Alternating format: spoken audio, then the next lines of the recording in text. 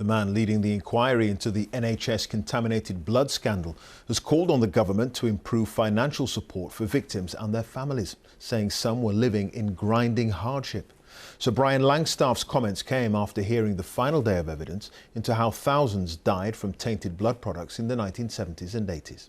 Our health editor, Hugh Pym, has more details. He couldn't do the things other children did. It was all taken away from him. We thought, I wonder if we've all got it. I wonder if the baby's got it. Would it just be one of us?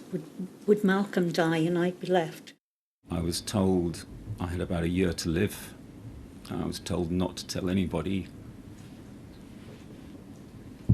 including my family.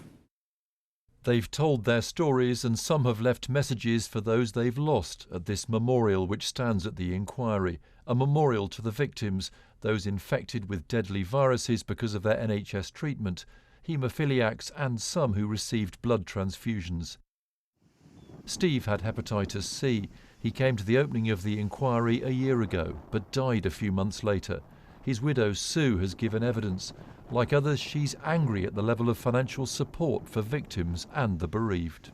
There are a group of people who have been living and dying in poverty because of the state, actions of the state, who've been ignored for so long, who are now actually getting their voices heard.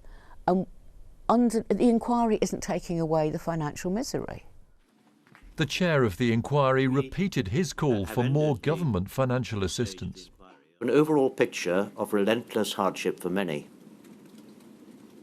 It's now just over a year ago since I wrote to the Minister for the Cabinet Office calling for decisive action to be taken to alleviate this.